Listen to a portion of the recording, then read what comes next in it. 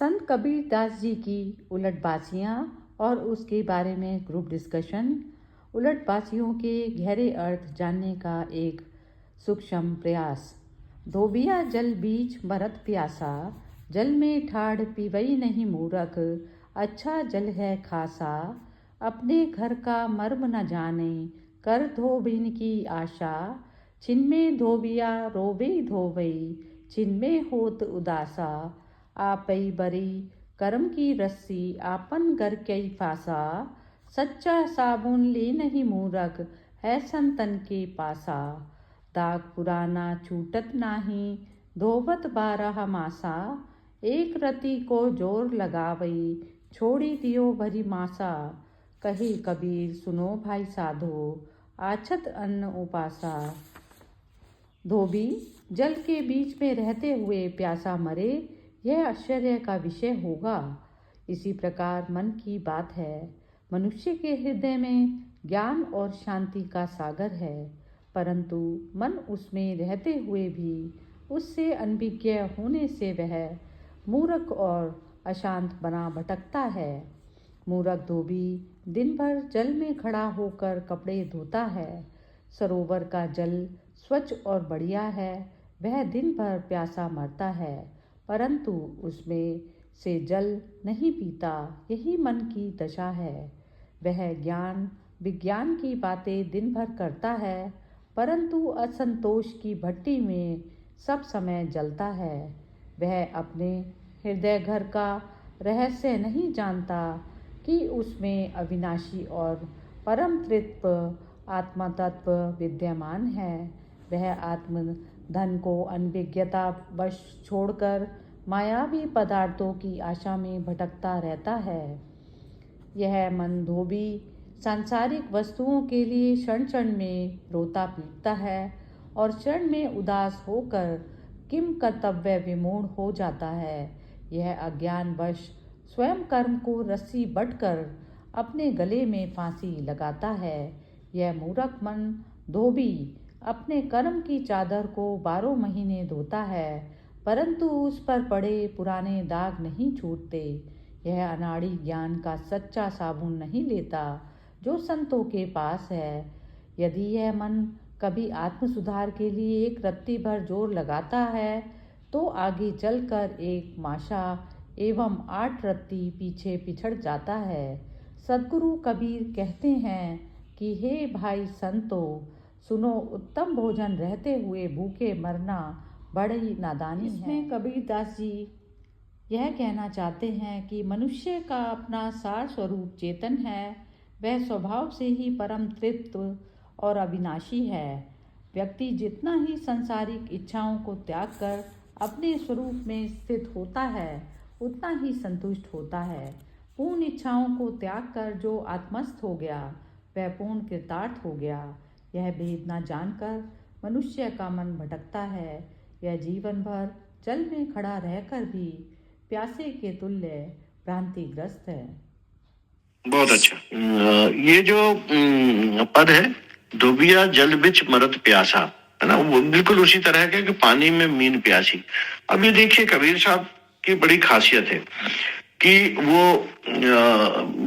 यहाँ पर प्रतीक के रूप में धोबी को ला रहे हैं ना। धोबी जो कि हमारे समाज में कपड़े धोने का काम करता है और बहुत ही सम्मानित होना चाहिए हमें धोबियों के प्रति, क्योंकि वही वो लोग थे जिन्होंने सबसे पहले हमें कपड़े साफ करने का विज्ञान सिखाया।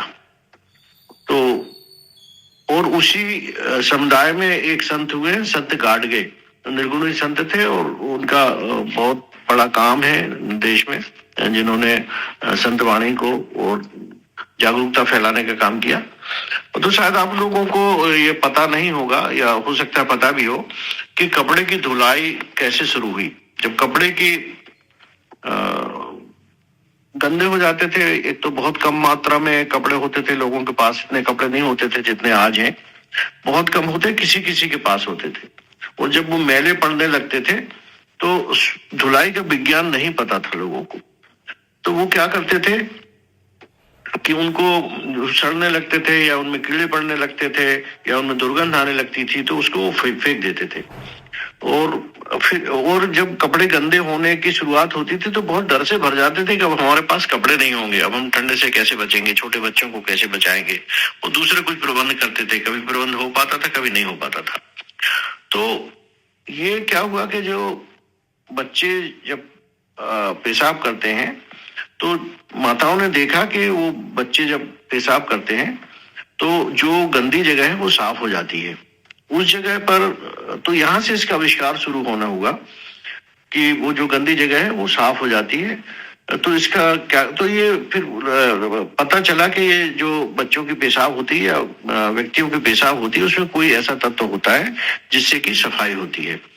तो ये काम सबसे पहल जो जिन लोगों ने सफाई का ज्ञान हमको दिया वो धोबी समुदाय के लोग थे, या जिन्होंने हमें ज्ञान दिया वो धोबी समुदाय के लोग कहलाए। ये बड़े वैज्ञानिक सोच को लाए और उन्होंने फिर मटकों में पेशाब को इकट्ठा करते थे लोग और फिर उसमें कपड़े डाल के धोते थे और वो कपड़ा फिर लंबे समय तक चला पाते थे। तो ये उनका योगदान है। और उसके बाद उन्होंने निरंतर, उस समय कोई लॉन्ड्रीज नहीं होती थी, कुछ नहीं होता था, तो एक बड़े स्तर पर उन्होंने सफाई का काम शुरू किया और वो समुदाय जो हमारे समाज की इस तरह की सेवा करता रहा वो धोबी कहलाया। और उस समुदाय का हमको बहुत सम्मान करना चाहिए क्योंकि उन्होंने हमको इस तरह की सफाई व्यवस्था में एक गहरा योगदान दिया है।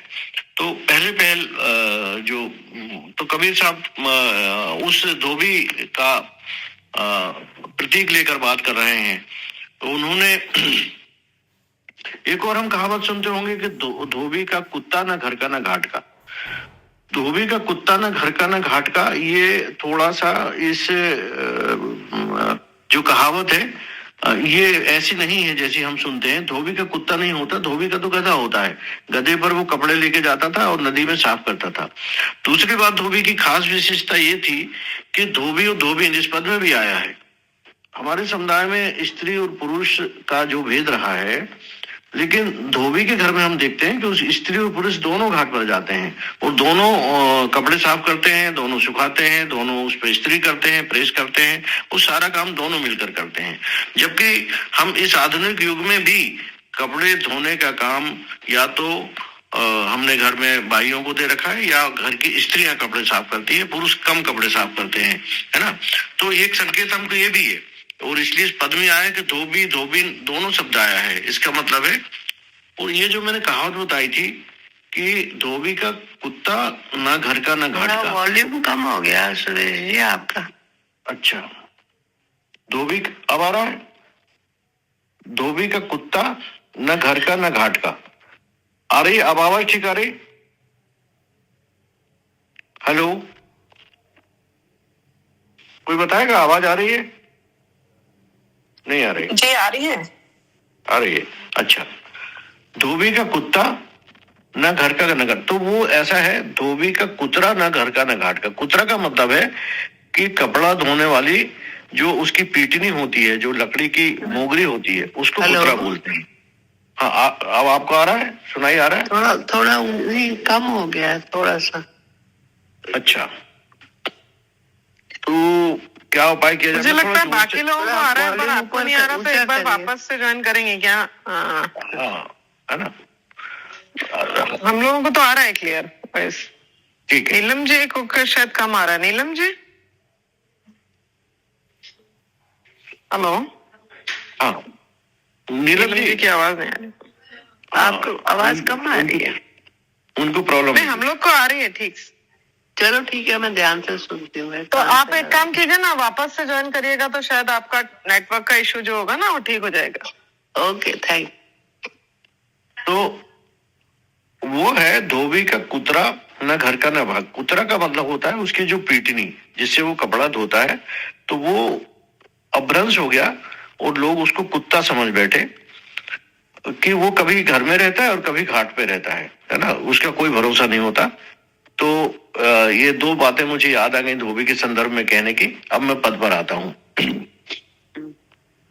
वो कह रहे हैं कि धोबिया जल बिच मरत प्यासा, वो इस बात को कह रहे हैं कि धोबी है जिसका काम ही दिन भर जल में रहना है और कपड़े धोना है। इसी तरह से यदि हम अपने आप को धोबी समझें तो हमारे जीवन में हमें सब कुछ प्राप्त है। जिस तरह से धोबी को पानी प्राप्त है, उसी तरह से हमारे जीवन में हमारे पास पानी है, हमारे पास भोजन है, हमारे पास मकान है, हमारे पास शिक्षा है, हमारे पास ज्ञान विज्ञान है और हमारे पास तमाम चीजें हैं। और जन्म लेते ही हमको ये चीजें कॉपी, पेन, पेंसिल, कुआं, बावड़ी, तालाब, वन, जंगल, फल, फूद, खाना बनाने की तरीके, तकनीकें, न जाने कितनी चीजें हमें जन्म लेते ही प्राप्त हो गई। इतनी चीजें हमें प्राप्त हो गई, इतनी समृद्धता हमें पैदा और जन्म लेते ही प्राप्त हो गई। उसके बाद हमारे पास हाथ हैं, पैर हैं, आंख है, नाक है, न जाने शरीर की पूरी व्यवस्थाएं हमारे पास हैं। और उसके बावजूद भी हम सवेरे से शाम तक ये शिकायत करते रहते हैं कि मेरे पास ये नहीं है, मेरे पास ये नहीं है, मेरे पास ये नहीं है। ये सब चीजें क्या कम है जो हमें प्रकृति स्वरूप और हमारे पूर्व परंपरा के अनुसार, न हमको बने हुए डॉक्टर मिले, हमको बने ऐसी कौन सी चीज है जो हमको जन्म लेते ही प्राप्त नहीं हो गई। हम अपनी इस समृद्धि को नहीं देखते हैं और इसलिए उन्होंने कहा कि धोबिया जल बिच मरत प्यासा, तेरे बीच में सब कुछ है, उसके बावजूद तू प्यासा मर रहा है, शिकायत कर रहा है और चीजें होने की होड़ में लगा हुआ है। फिर वो कह रहे हैं जल में ठाड़ पिए नहीं मूर्ख। बहुत अच्छी बात कह रहे हैं वो कि जल में खड़ा है, यानी जल तेरे चारों तरफ है, परंतु तो उसको पीने तक की यदि तकलीफ नहीं उठा रहा है, अपने हाथों को में जल को लेकर और उसको मुंह तक ले जाना का भी यदि तू कष्ट नहीं उठा रहा है, तो जल में ठाड़ पिए नहीं मूर्ख। अच्छा जल है खासा, कोई कम नहीं है तेरे पास जल, अच्छा खासा जल है। ऐसा ही नहीं है कि तेरे उसके लिए बहुत प्रयास करें तो जमीन खोदना पड़े, है ना। उन्होंने कुएं के जल की बात नहीं की, इसलिए उन्होंने धोबी के जल की बात की जो नदी में होता है, कि तेरे बिल्कुल पास में है और तू उसको भी पीने की कोशिश नहीं कर रहा। परंतु आध्यात्मिक अर्थों में और गहरे अर्थों में जल से अर्थ है उनका।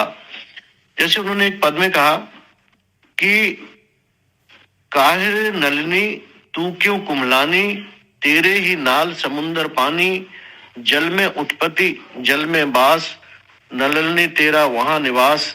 इसका अर्थ है कि कमलनी को वो कह रहे हैं, बहुत स्त्रियां पीड़ित परेशान स्त्रियां उनके पास आती थी, क्योंकि वो जो दौर था बहुत स्त्री विरोधी दौर था और ज्ञान के सभी दरवाजे उनके लिए बंद थे। तो वो कबीर साहब के पास आती थी, तो वो कहते थे कि नलिनी यानी कमलनी, स्त्री को वो कमलनी कहते, कमलनी तू क्यों मुरझानी, तू क्यों दुखी हो रही है, तेरे नाल समुंदर पानी। तेरे अंदर तो जनन क्षमता है, प्रजनन क्षमता है, तेरे अंदर काम करने की क्षमता है, तेरे अंदर दया है, तेरे अंदर करुणा है, तेरे अंदर प्रेम है, तेरे अंदर क्या नहीं है। तो अपने भीतर की इन शक्तियों को क्यों भूल गई है। नलिनी तू क्यों कुम्हलानी, तू क्यों कुम्हला रही, तेरे नाल जिस तरह से कमल के फूल में जहां वो खिलता है उसके नीचे पानी रहता है, नल, तो वो कह रहे हैं कि नलिनी तू क्यों कुम्हलानी, तेरे नाल समुंदर पानी, जल में उत्पत्ति जल में वास, तो जल में उत्पत्ति हो रही है, जल में तू रहती है, जल में नलिनी तूर निवास। और तू जल में रह रही है तो तू इतनी परेशान मत हो, ना वहां पर किसी प्रकार का ना तल तपति न ऊपर आग, तोर हेतु कोई कासन लाग। वो कहते कि तेरे यहाँ पे किसी प्रकार का ताप नहीं है।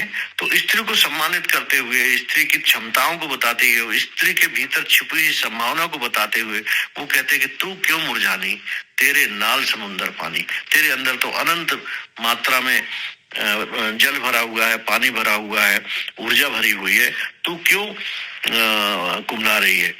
तो वो कहते हैं कि अच्छा जल है खासा, पूरे शरीर में जो तुम्हारे निर्मलता भरी हुई है, जो प्रेम भरा हुआ है, ये सब भरा हुआ है, उसके बावजूद भी तो उसका उपयोग नहीं कर रहा है। वो एकदम कुंड की तरह उसमें व्याप्त है। यदि तुम उसका उपयोग करोगे तो जल में ठाड़ पीवे नहीं मूर्ख, उसमें जल में खड़ा है परंतु उसको पी नहीं रहा, उसका आनंद नहीं ले रहा है। जो सारी प्रवृत्तियां तुम्हारे अंदर छुपी हुई हैं उसका तुम आनंद नहीं ले रहे हो। तो ये वो कह रहे हैं। फिर वो आगे कहते हैं अपने घर का मर्म न जाने कर धोबिन की आशा। तो खुद का तो अपना मर्म नहीं जान रहा है और किसी दूसरे से आशा कर रहा है ना। या सांसारिकता में हम देखें कि पति है, तो वो सोच रहा है कि मेरी पत्नी कुछ कमाल कर देगी या पत्नी को ये करना चाहिए, यानी कर कि अपने घर का मर्म न जाने कर धोबीन की आशा अपनी पत्नी से आशा कर रहा है। और पत्नी सोचती है कि मेरा पति ये कर डालेगा, पति सोचता है मेरी पत्नी ये कर डालेगी। और यदि सांसारिकता में लें तो इस तरह का है, लेकिन यदि हम आध्यात्म में लें तो तू अपने घर का मर्म जानने की कोशिश कर, तेरे अंदर जो क्षमताएं हैं उनको जानने की कोशिश कर, किसी दूसरे से उम्मीद न कर, दूसरा तुझे कुछ भी नहीं देने वाला है, क्योंकि तेरे घर को तू ही देखने वाला है। ये बात वो इस लाइन में कह रहे हैं।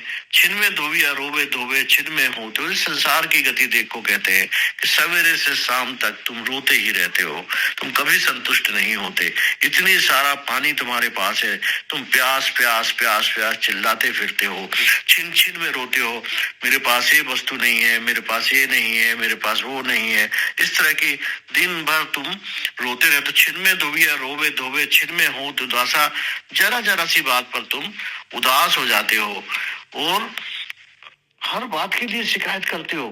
तुम इस संसार में इतनी चीजें तुम्हें जो उपलब्ध है, आपके शरीर के भीतर भी और शरीर के बाहर भी, उनको तुम धन्यवाद नहीं कहते, उनके प्रति कृतज्ञता ज्ञापित नहीं करते। इतने तुमको बने हुए जंगल मिले, हरियाली मिली, फल मिले, सब्जियां मिली, ब्रह्मांड मिला, प्रकाश मिला, न जाने कितनी चीजें तुम्हें प्राप्त है, लेकिन फिर भी तुम्हारा रोना धोना बंद नहीं होता, तुम्हारा उदास होना बंद नहीं होता। वो इस बात को वो कह रहे हैं। और फिर वो कह रहे हैं कि आपे भरे कर्म की रस्सी अपन घर के फांसा। अब तू खुद ही अपने कर्म की रस्सी में तू जो जिस तरह से सोच रहा है और जिस तरह से कर रहा है, उसकी रस्सी किसी दूसरे ने नहीं बांधा है तेरे को, तो खुद ही फंस गया है उसमें।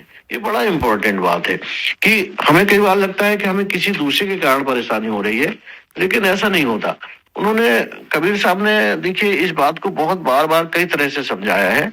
उन्होंने कहा कि जैसे स्वान कांच मंदिर में भरमत भूस मरियो, उन्होंने कहा जिस प्रकार से कुत्ता एक कांच के मंदिर में यदि चला जाए तो अपनी परछाई देखकर उसको वो भौंकता रहता है, वो सोचता है कि दूसरा कुत्ता है, और भौंकते भौंकते वो मर जाता है।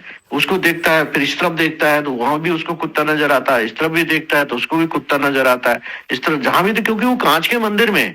इस तरह से हमारा जीवन भी एक कांच के मंदिर जैसा है, और हम यहाँ देखते हैं और अरे उसका तो ये हो गया, उसका तो ये हो गया, मेरा नहीं हुआ, ऐसे हम भटकते घूमते रहते हैं, जबकि हमारे भीतर की जो संभावनाएं हैं उनको हम नहीं देखते। तो जैसे स्वान कांच मंदिर में भरमती भूसी मरियो, मतलब भौंक भौंक के मर गया इस भ्रम में कि वो दूसरा कुत्ता है और वो क्यों मेरे को भौं भौं कर रहा है। इसी तरह से उन्होंने एक और कहा, जिस तरह से शेर कूप जल में, कुएं के जल में, जब कुएं के बाहर से देखता है कि अरे ये दूसरा शेर खड़ा है तो दहाड़ता है, तो वो देखता है कि दूसरा शेर भी, नीचे से आवाज आती है दहाड़ने की कुएं में, वो कहता है अरे वो भी शेर दहाड़ रहा है, वो सोचता है कोई दूसरा शेर है, वो फिर से दहाड़ता है, इसी आवाज में नीचे से फिर उसके दहाड़ने की आवाज आती है, तो वो उस कुएं में उस शेर पे अटैक करने के लिए कूद जाता है और मर जाता है।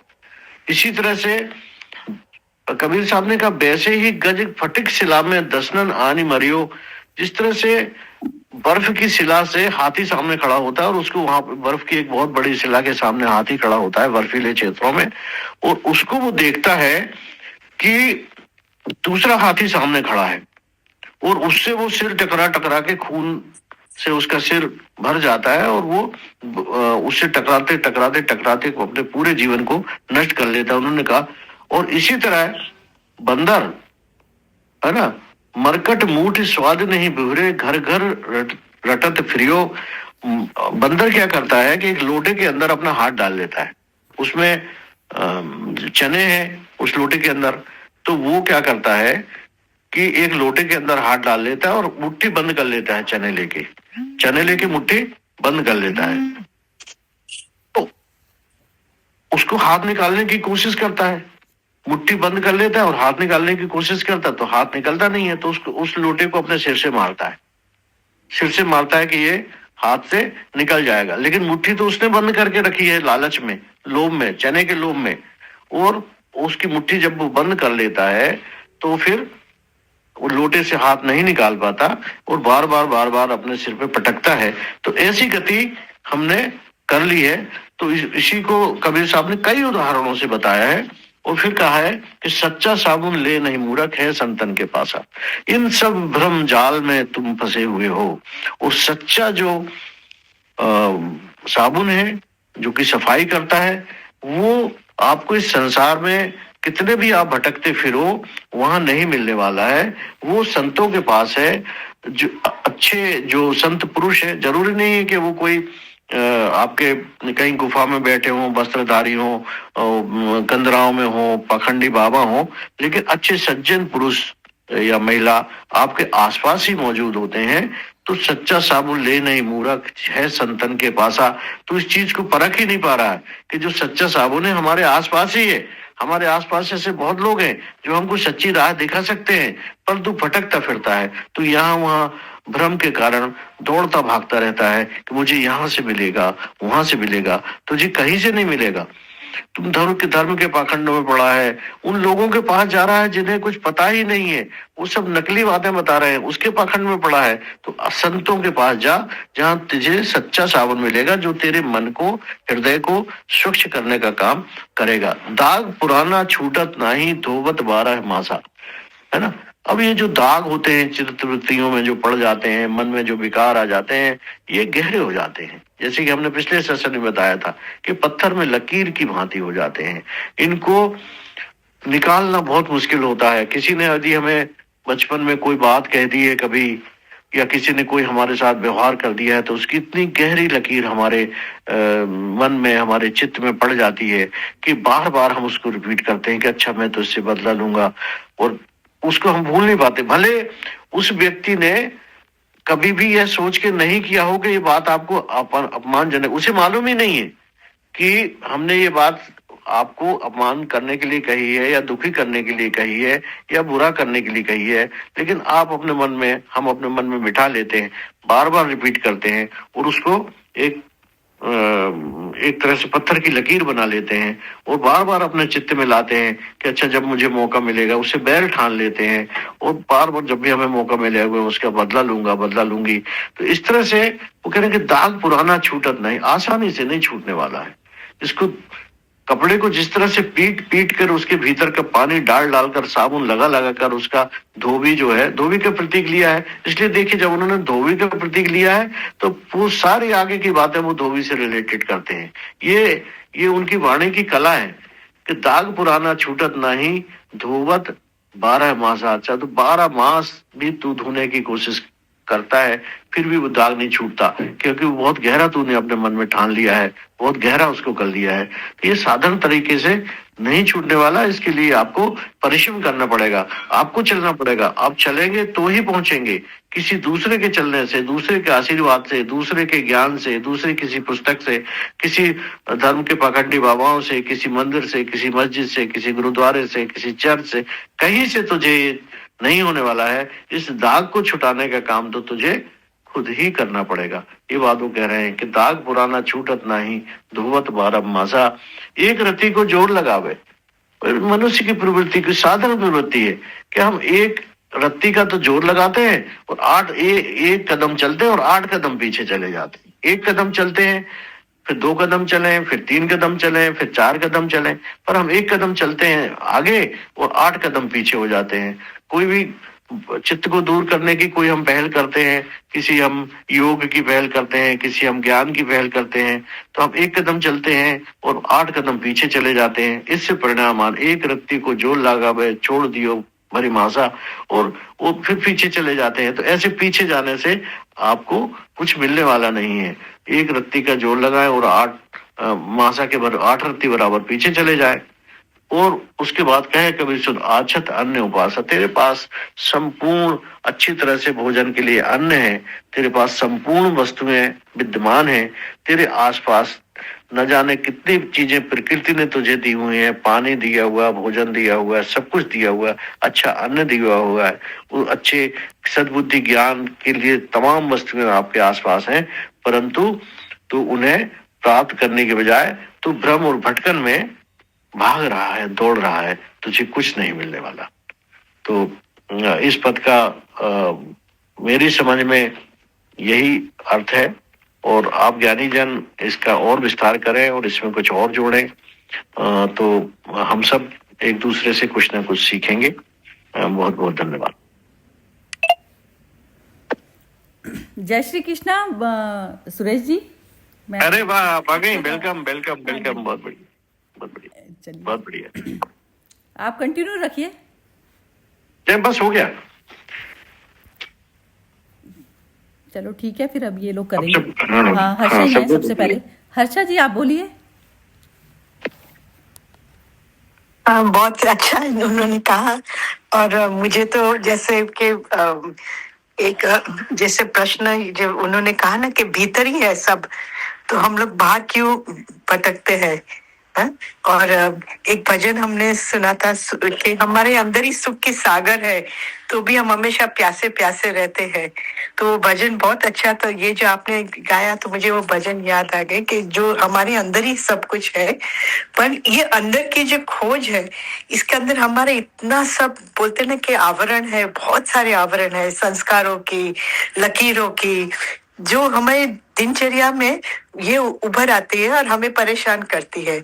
तो जितना भी हम समझो ना कि प्रेजेंट में रहना चाहते हैं और ज्ञान की तरफ कभी कभी मैंने कोशिश तो जारी रहती कि हमें उपराम स्थिति में रहना ही है, पर जो हमारे जो जैसे आपने कहा ना कि अंदर में जो इतने सारे जो एकदम हार्ड संस्कार जो बोलते हैं ना, तो वो जो कभी कभी हमें आगे बढ़ने नहीं देती है। फिर भी हम लोग जैसे जैसे कोशिश रखते हैं। तो मैं तो हमेशा सरिता जी को भी बोलती हूँ कि एक शायद मेरे अंदर एक पुकार होगी कि मुझे ये अच्छा सत्संग मिल गया। और सुरेश जी का साथ मुझे कबीर का लिए हमेशा बहुत रिस्पेक्ट होती थी, पर मेरे हिंदी बहुत पुअर थे तो मैं बहुत समझ नहीं पाती थी। स्कूल में थोड़ा दुआ कहते बस वही थोड़ा थोड़ा, बट अभी जैसे गहराई में आप जो समझाते हैं तो कहीं कहीं मैं सोचती हूँ कि ये जो प्रयास है हम लोग ये सत्संग के साबुन कंटिन्यूअसली लगाते जाए कि कहाँ न कहाँ हमको जरूर लक्ष्य जो हम खोज रहे हैं और वो जरूर पाएंगे। और बहुत रिस्पेक्ट है प्रीति जी का लिए जो गायन गाए कि महिलाओं के लिए उन्होंने इतना अच्छा अच्छा काम कर रही है। वो तो खरेखर एक बहुत दिव्य कर्म है जो आज के समय में सेल्फ सफिशिएंसी फॉर वुमेन ले आना बहुत ही जरूरी है। And I my full respect and regard for such people. आपका भी जो औरत लोग का जो आप लोग जो कार्य कर रहे हैं, ये तो खरी समाज सेवा है।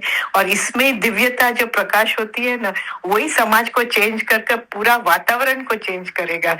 जैसे बोलते हैं ना, पूरा रौनक ही अलग ले आएगा। So I have this very grateful. और बहुत अच्छा आपने समझाया। और ये तो अभी अंदर की जो खोज है वो तो हमेशा चालू रहे और आजू बाजू भी ये महक को हम फैला सके, इतनी हमारे अंदर दिव्यता आ जाए। बस यही। थैंक यू जी ये बोलेंगी माया जी। हाँ जी माया जी आप बोलिए। हाँ, प्रणाम सभी को। बहुत अच्छा उन्होंने भजन भी बहुत अच्छे से गाया और सुरेश जी की एक्सप्लेनेशन के बाद कुछ रह ही नहीं जाता है।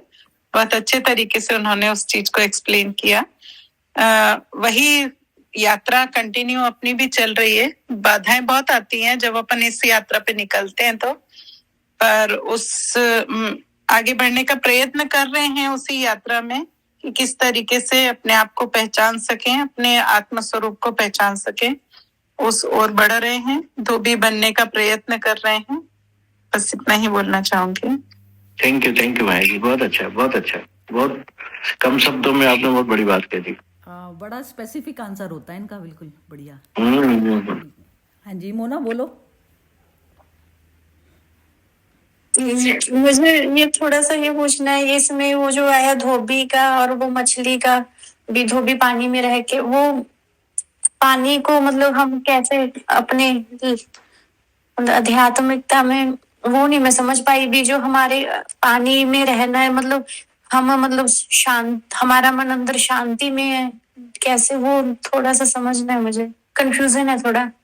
सुरेश जी बताएंगे। सुरेश जी आप बताइए। नहीं ठीक है। देखिए, पानी में मीन प्यासी का मतलब है कि पानी में रहते हुए भी मछली प्यासी है ना। हमारे भीतर आपके भीतर भी सारी चीजें हैं। आपके भीतर प्रेम है, आपके भीतर दया है, आपके भीतर करुणा है, आपके भीतर शीतलता है, उसके बावजूद भी हम इन चीजों का उपयोग नहीं करने के कारण प्यासे रह जाते हैं। जो चीज अपने पास है उसके बावजूद भी यदि हम उसका उपयोग नहीं करेंगे तो प्यासे रह जाएंगे। इसी तरह से धोबी जो होता था पहले, आपको वो शायद पता ना हो कि पुराने जमाने में नदी होती थी और कपड़े धोने के लिए धोबी उस नदी में जाता था कपड़े लेकर, और वो पानी में खड़े होकर कपड़े धोता था। तो कह रहा है कि जब पानी तुम्हारे चारों तरफ है तो उसके बावजूद भी तुम प्यासे हो, उस नदी से तुम पानी पी क्यों नहीं लेते? तो ये हमारा जो शरीर है नदी रूपी है, और इसके भीतर तमाम तरह की शक्तियां, तमाम तरह की निर्मलता, तमाम तरह की चीजें मौजूद हैं पहले से ही प्राकृतिक रूप से। उसके बावजूद भी हम उनका उपयोग नहीं करते हैं। मूल अर्थ ये है इसका, हमारे भीतर जो शीतलता है, हमारे अंदर जो प्रेम है, हमारे अंदर जो, उसको हम सिकोड़ के रखते हैं। तो यदि हम उसका उपयोग करने लगे तो हमारी जो प्यास है वो मिट जाएगी, और उसके परिणाम जब हम देखेंगे तो इतने सुखद होंगे, इतने अच्छे होंगे कि हमें खुद ही विश्वास नहीं होगा, अरे वाह मेरे पास तो ये चीज थी और मैं इसका उपयोग नहीं कर रहा था या कर रही थी, है ना। बस यही मतलब है इसका। सुरेश जी, इधर पे उस चीज के लिए वो भी बोल सकते हैं क्या कि प्यासे रह जाने से अर्थ हमारी आत्मा तक हम आत्म तत्व को नहीं पहचान पाते हैं, इसलिए हम बाहर भटकते रहते हैं, है ना। अपने आंतरिक जब हम अंदर देखना चालू करते हैं तो अंदर का आकाश और बाह्य आकाश एक ही, ऐसा हम पढ़ते आ रहे हैं, परंतु उसको अनुभव में लाने की बस आवश्यकता होती है। बिल्कुल बिल्कुल, बढ़िया बढ़िया बढ़िया। चलिए हाँ जी, नीलम जी आप मोना बोलना है कुछ और? नहीं, बस इसके लिए हम फिर वो मेडिटेशन का सहारा लेते हैं अपने अंदर को खोजने के लिए ना। बिल्कुल बिल्कुल। हाँ जी, इसमें ना इसको ये जो इन्होंने अभी माया जी ने जो बोला ना, आकाश तत्व को इस तरीके से डिफाइन किया जा सकता है कि जैसे आकाश में पंछी उड़ते हैं, तो अब पंछी उड़ रहे हैं लेकिन पक्षी उसको नहीं करते, टच नहीं करते, और दूसरा सब कुछ चल रहा है ना एक्टिविटी संसार में। बादल हुए, पानी बना, वो हुए, लेकिन जो आकाश है वो अलिप्त रहा। ऐसे हमारे मन की अवस्था होनी चाहिए। तो जैसे संसार की जो चीज़ें हैं हमको इफेक्ट कर जाती हैं, जो हमारे मन पे स्टे कर जाती हैं, तो उनको आप हमेशा देखने वाले बने। जैसे हमारा मन भी प्राकृतिक है, अब बाहरी कोई भी घटना घटती है तो उसमें किसी भी चीज़ की बादल भी बनेगा, बारिश भी होएगी, हम थोड़ा सा जैसे बोलते हैं अपने स्वभाववश कुछ भी जो हमारे अंदर शब्द बन जाते हैं जैसे, तो शब्द निकलेंगे भी उस समय। लेकिन आप जब देखने वाली स्थिति में रहते हैं तो फिर आपको वो चीज़ें छूती नहीं ना। कुछ भी चीज़ आकाश को नहीं छू पाती है, तो वो मैं आकाश हूँ बस। आप हमेशा ये वाली चीज़, और वो क्लीन स्लेट रखिए। आप सब अंदर कुछ बन रहा है, मन में सामग्री बन रही है, प्रकृति का खेल चल रहा है सब कुछ, उसमें आप दृष्टा वाले भाव में बने रहना पड़ेगा। एक होता है दृष्टा भाव बने रहना, और शरीर और सब कुछ, मन बुद्धि सब कुछ कर रहा होता है काम, टोटल मशीन पूरी ऑपरेशनल होती है, लेकिन आप देखने वाले में बने रहते हैं। ये अवस्था आनी चाहिए। हाँ जी सुरेश जी, आप कुछ बोल रहे थे? नहीं बस बढ़िया, मैं कुछ नहीं बोल रहा हूँ, आगे। हाँ जी चलिए नीलम जी बोलिए। का मेन सार तो यही है कि धोबी पानी में खड़ा है और फिर भी प्यासा है। इसका मतलब हमारे आसपास सब कुछ है, आसपास भी है, हमारे अंदर भी है, और हम उसका उपयोग नहीं कर रहे हैं और हर समय शिकायत कर रहे हैं। तो मेन बात सारी यही है कि आपके में और आगे बोला है कि धो जो दाग लगा है उसको धोते जाते हो, पर क्योंकि संतों का और ज्ञान का साथ नहीं करा तो वो साफ नहीं है। तो हम सही रास्ता पकड़ेंगे तो अपने आप ही सब कुछ ही सुधार हो जाएगा। और जल में मीन प्यासी, सुरेश जी ने सब समझा ही दिया है कि आसपास हमारे सब कुछ है, हमारे अंदर भी सब कुछ है। उसका हमको सही रास्ते से सही गाइडेंस लेके उसका उपयोग करना है और अपना उद्धार। हाँ जी, बहुत ही सुंदर, बढ़िया बढ़िया बढ़िया नीलम जी, बहुत अच्छा। नीलम जी का तो बिल्कुल शॉर्ट नोट होता है, वो बिल्कुल कंक्रीट होता है, बिल्कुल बहुत बढ़िया। हाँ जी शिवू जी आप बोलिए। जी, मेरी समझ यहाँ पर ये कह रही है कि मन के भीतर झांकने की आवश्यकता है। जितना मन के भीतर झांकते जाएंगे हम जितना भी तरह के विकार हैं, दाग हैं, उसको छोड़ पाएंगे। मतलब हम उनको देख पाएंगे। स्वयं के पास ही सारी चीजें हैं, स्वयं के पास ही सारे रास्ते हैं, सॉल्यूशंस हैं। पर हम जिस तरह से बाहर भटकते देखते रहते हैं, उसके कारण हम अपने आप को नहीं देख पाते। और जब हम अपने स्वयं को देखना शुरू कर देंगे तो शायद ये सारी ही जितनी दिक्कतें हैं वो नहीं आएंगी, और जितने तरह के दाग हैं वो धुलते जाएंगे। और वो सतत प्रक्रिया है। जैसे यहाँ लिखा है, एक रति को जोर लगावे छोड़ दियो भरी मासा। तो एक रति के जोर से नहीं होगा वो डेली की प्रोसेस में हम कैसे लाएं, दैट ये वाला दोहा कहीं ना कहीं उस ओर ले जाने का प्रयास कर रहा है। बिल्कुल सही कह रहे हैं। ये इसे बार बार कहते हैं कि एक ही तरीके अभ्यास अभ्यास और अभ्यास। जी तो हमारे पास एक ही रास्ता है, अभ्यास करें और हम उसको निर्मलता की ओर कैसे ले जाएं। जहां दिख जाए, जैसे ही दिख जाए, जिस क्षण दिख जाए उस क्षण करेक्ट करें। वो कबीर ने एक ही बात को अनेक प्रकार से कहा है ताकि हर बुद्धि स्तर के आदमी को समझ में आ जाए। वो बिल्कुल पढ़ा लिखा नहीं हो, किसान हो, मजदूर हो, शिल्पकार हो या बड़ा बौद्धिक व्यक्ति हो, बड़ा शास्त्र का ज्ञाता हो, सबके लिए। और उसकी एक ही लाइन में यदि हम कबीर को समझना चाहें तो आपके बाहर की तरफ जाने वाली सब यात्राओं को भीतर की तरफ मोड़ देने का उपक्रम करते हैं। एग्जैक्टली वही है। मतलब हम जितना भीतर भीतर उतरते जाएं उतना हमारे लिए सहज सरल हो जाएगा हमारा मैलापन को साफ करना। ये मेरी समझ बन पाई है। और जो सरिता जी ने कहा वो बहुत क्लियर है कि दृश्य और दृष्टा भाव को थोड़ा सा अगर हम थोड़ा सा समझ लेते हैं और दृष्टा में आ जाते हैं तो वो और आसान हो जाता है। शुक्रिया। हाँ जी, ये विक्रम जी बोलेंगे। हाँ जी विक्रम जी बोलिए। मैं बाहर हूँ। बोलना चाह रही है नीलम जी, बोलिए। मैं थोड़ा बाहर हूँ, अब मैं आज्ञा चाहूँ। ओके ओके सबको धन्यवाद सुरेश जी। आप जाया करिए और सरिता जी के आने से तो रौनक ही बढ़ जाती है। काम हो रहा था, पता लगा आप काम हो रहा है। मेरा थोड़ा स्ट्रॉन्ग वे है बोलने का। और नदी की तरह बहा ले जाती है हम सबको। मक्खन नहीं, सुरेश जी की भाषा बहुत नम्र है। मतलब विनम्र वाली जो भाषा है वो बहुत इस्तेमाल करते हैं। मेरी थोड़ी सी चाकू छुरे टाइप की सी भाषा है। नहीं, ऐसा आपको लगता होगा, ऐसा नहीं है। बिल्कुल आपकी भाषा में तरंग है। आपकी भाषा में आत्मसात करने वाली चीजें भी हैं, मुझे जहाँ तक लगता है सरिता जी। थैंक यू जी। चलिए विक्रम जी बोलेंगे। सब बहुत आशीर्वाद। मैं वापस मैं जरा बंद कर। Okay thank you Neelam ji. हाँ जी विक्रम जी बोलिए, आप बोलिए। हाँ जी, सभी को प्रणाम। साहेब बन गए। विक्रम जी का मैं परिचय दे दूं। विक्रम जी भी गायक हैं और लंबे समय से, करीब 40 वर्षों से ये गांव में और दूसरे स्थानों पर कबीर साहब के भजनों की प्रस्तुति देते हैं। और मैंने एक बार जब इनसे पूछा कि आपको ये सब भजन जब आप करते हैं, गांव में जाते हैं और दूसरी जगहों पे जाते हैं और बहुत स्थानों पर निःशुल्क जाते हैं और किसी की हम मृत्यु हो जाती है तब तो निश्चित रूप से जाते हैं और वहां भजन करके आते हैं, किसी प्रकार का उसका शुल्क नहीं लेते हैं।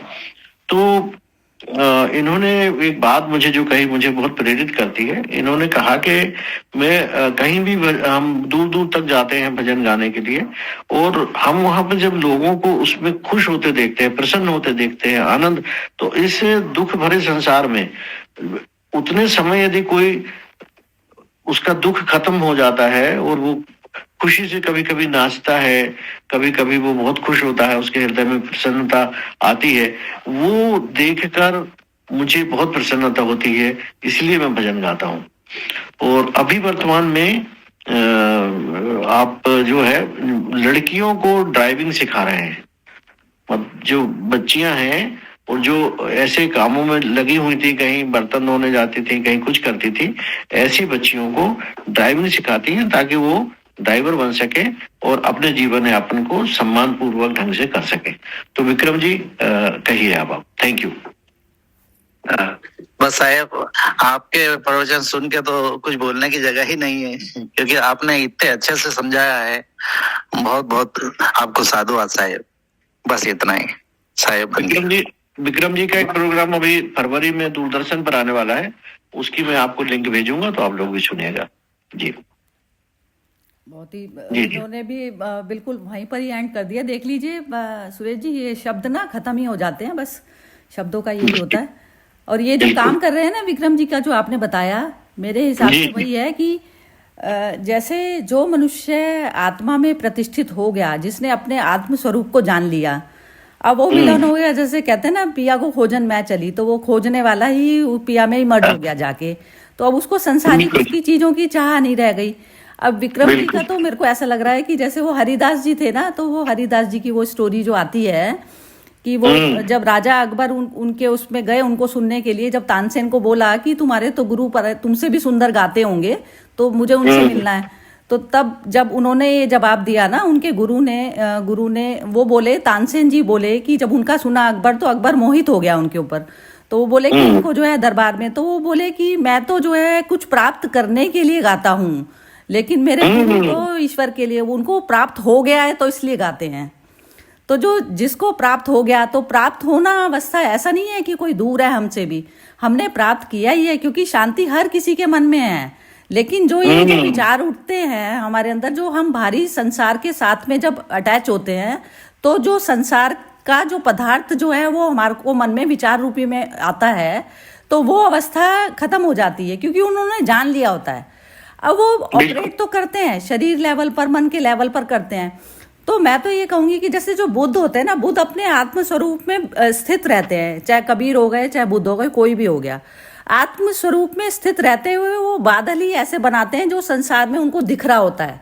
तो बादल वो उनके अपने मैन्युफैक्चर करे होते हैं, विचार रूपी बादल, और फिर वो उनको ये पता होता है कि कहाँ बरसना है। जैसे एक नॉर्मल प्राकृतिक बादल तो वहीं बरसेगा जहां पर हरियाली होती है, लेकिन बुद्धों का जो बादल जब बरसता है, तो वो ऐसी जगह पे बदलता है जहां पर उनकी जरूरत होती है।